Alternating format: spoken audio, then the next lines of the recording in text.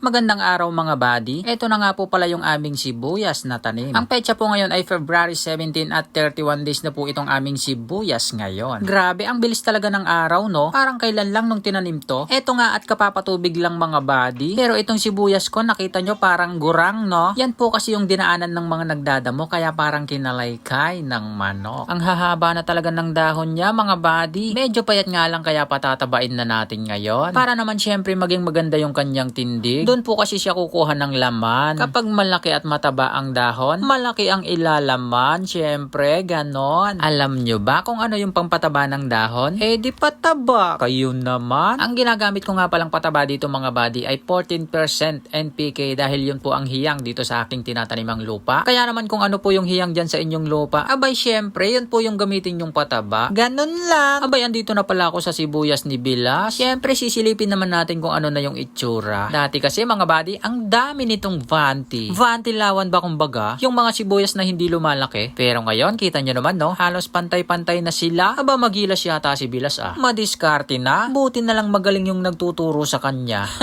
Parang ako yun ah. Ang mahal ng sibuyas. Sana maabutan po namin yung sinasabi nilang 120 per kilo. Pero kahit 100 na lang, basta totoo, babu.